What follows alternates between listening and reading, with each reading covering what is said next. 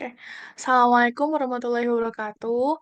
Kami dari kelompok 9 akan mempresentasikan hasil kerja kelompok kami mengenai kontrol unit yang beranggotakan Fajar Setiapambudi dengan NIM 2200018346, Rizka Putriananda 2200018369, dan Mujadid Fatih At-Toilah dengan NIM 2200018385. Apa itu unit kendali? Salah satu bagian dari unit pemproses sentral yang bertugas untuk memberikan kendali terhadap operasi yang dilakukan oleh unit aritmatika dan logika. Keluaran dari unit kendali akan mengatur aktivitas bagian lainnya dari unit pemproses sentral. Ada beberapa peran penting unit kendali dalam sistem sistem komputer.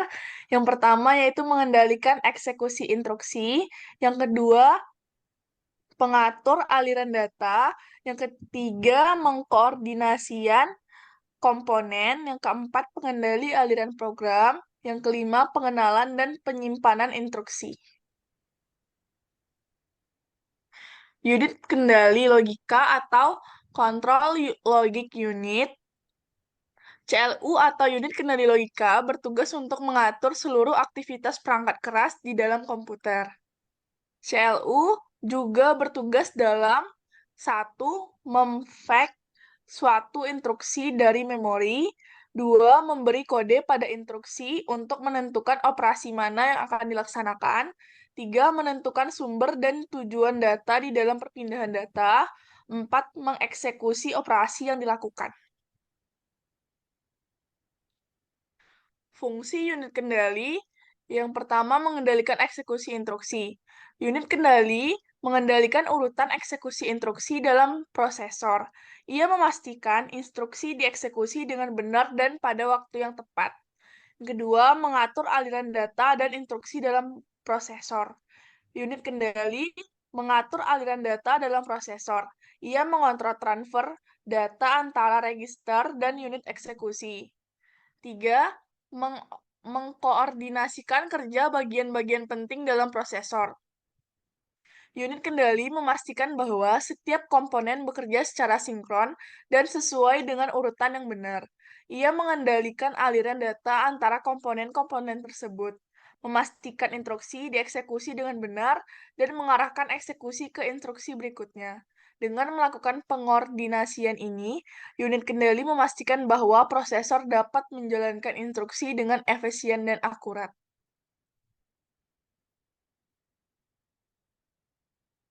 Bagian utama dalam unit kendali sebagai berikut. Yang pertama yaitu register. Dan bagian utama dalam unit kendali yaitu decoder.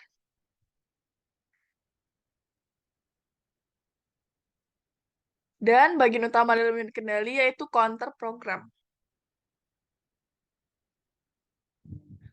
Dilanjutkan oleh rekan saya, Fajar Setiapambudi. Ya, langkah-langkah eksekusi instruksi oleh unit kendali yaitu fetch, mengambil, dekode, fetch operan, mengambil operan, execute, jalankan, store, simpan, update program counter, pembaruan counter program, ulangi. Proses ini diulangi untuk setiap instruksi dalam program sampai seluruh program dieksekusi. Macam-macam control unit, single, CSL, CU. Proses di CU ini hanya terjadi dalam satu clock cycle. Berfaedah setiap instruksi benar pada cycle, maka dari itu tidak memerlukan state. Dengan demikian, fungsi boolean masing-masing kontrol line hanya merupakan fungsi dari opcode saja. Clock cycles harus benar panjang yang sama untuk setiap jenis instruksi.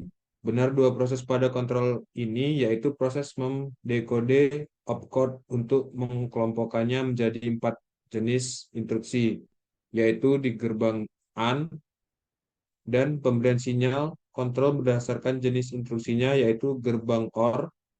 Keempat jenis instruksi yaitu R format atau berhubungan dengan register, LW membaca memori, SW menulis ke memori, dan back branching, sinyal kontrol yang dihasilkan tergantung pada jenis instruksinya. Misalnya jika melibatkan memori R format atau LW, maka hendak sinyal read write hendak lihat. Hal lain jika melibatkan memori LW atau SW, maka hendak diberikan sinyal kontrol ALU, yaitu ALU R. Desain si single shield ini semakin mampu memainkan pekerjaan dengan benar dan ASI tetap shield ini tidak efisien. Multi-chisel CU berlainan dengan kontrol unit yang itu single, unit kontrol yang multi semakin memiliki banyak fungsi dengan memperhatikan state dan opcode. Fungsi boolean dari masing-masing output control line mampu dibentuk masing-masingnya hendak menjadi fungsi dari 10 buah input logic. ACI hendak terdapat banyak fungsi boolean dan masing-masingnya tidak sederhana. Pada chisel ini, sinyal kontrol tidak lagi ditentukan dengan melihat pada bit-bit instruksinya. Bit-bit opcode memberitahukan operasi apa yang kemudian hendak dijalankan CPU, bukan instruksi child kemudian. Jenis-jenis unit kendali. Pengendalian berdasarkan logika, kombinasi, dan rangkaian logika sekuensial, yaitu sebagai berikut.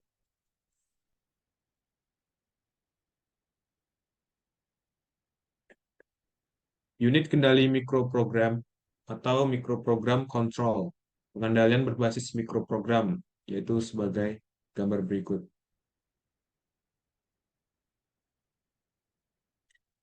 Siklus fetch, kontrol siklus fetch. Saat awal PC berisi 11001000 memindahkan alamat ke MAR. Bus alamat mengandung alamat yang disimpan di MAR. Unit control mengeluarkan perintah wait pada control bus. Hasilnya muncul di bus data dan disalin ke MBR. Untuk menyiapkan instruksi berikut PC dinaikkan 1. Langkah terakhir adalah memindahkan isi MBR ke IR.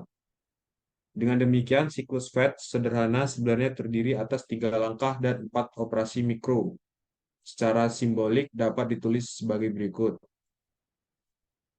Ya, T1, T2, dan T3 MRPK unit waktu yang berdurasi sama dan berurutan.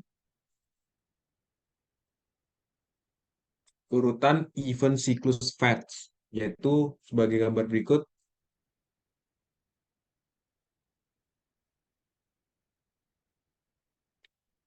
Siklus fetch tidak langsung. Operasi mikro sederhana untuk siklus fetch tidak langsung. Bidang alamat instruksi dipindahkan ke MAR. Bidang alamat tersebut digunakan untuk mengambil alamat operan. Alamat IR diperbarui oleh MBR. Sedemikian SHG berisi alamat langsung, bukannya alamat tak langsung.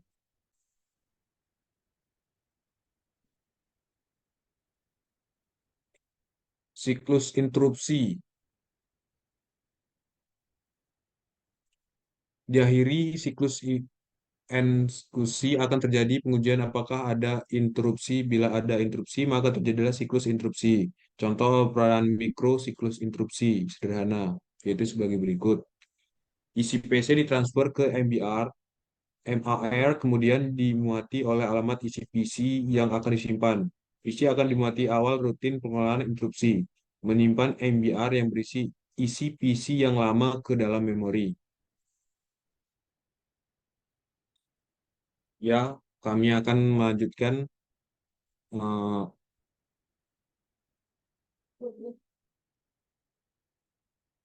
pada rekan kami, Mujadid. Input unit kontrol. Unit kontrol mempunyai beberapa input, diantaranya clock berfungsi untuk sinkronisasi operasi antar komponen. Flag ini diperlukan untuk unit kontrol mengetahui status CPU. Flag disebut ALU sebagai hasil dari suatu operasi, misalnya overflow flag. Di set 1 bila hasil komputasi melampaui panjang register tempat flag disimpan. Instruction register menggunakan opcode untuk menentukan operasi mikro yang akan dilakukan selama siklus eksekusi. Sinyal kontrol dari bus control memberi jalur ke unit kontrol untuk sinyal-sinyal tertentu seperti sinyal interrupt dan sinyal acknowledgement. Output sinyal kontrol. Sinyal kontrol di dalam CPU atau control signals within CPU. Output unit kontrol terdiri dari dua macam sinyal, yaitu sinyal-sinyal yang dapat mengaktifkan fungsi ALU yang spesifik dan sinyal-sinyal yang menyebabkan perpindahan data antar register. Kemudian yang kedua, sinyal kontrol ke bus control juga terdiri atas dua sinyal, yaitu sinyal kontrol ke memori dan sinyal kontrol ke modul-modul I/O. Contoh implementasi unit kendali dalam prosesor seperti Intel x86. Selama eksekusi, prosesor x86 saat ini menggunakan beberapa langkah decoding tambahan untuk membagi sebagian besar instruksi menjadi bagian yang lebih kecil yang disebut operasi mikro. Ini kemudian diserahkan ke unit kontrol yang menyangga dan menjadwalkannya sesuai dengan semantik x86 sehingga dapat dieksekusi sebagian secara paralel oleh salah satu dari beberapa unit eksekusi, kurang lebih terspesialisasi. Dengan demikian, desain x86 modern ini adalah pipeline, superskalar, dan juga mampu melakukan eksekusi yang tidak berurutan dan spekulatif melalui prediksi cabang, penggantian nama register, dan prediksi ketergantungan memori. Yang berarti mereka dapat menjalankan beberapa instruksi x86 sebagai atau lengkap, sebagian atau lengkap secara bersamaan dan tidak harus dalam urutan yang sama seperti yang diberikan dalam aliran instruksi.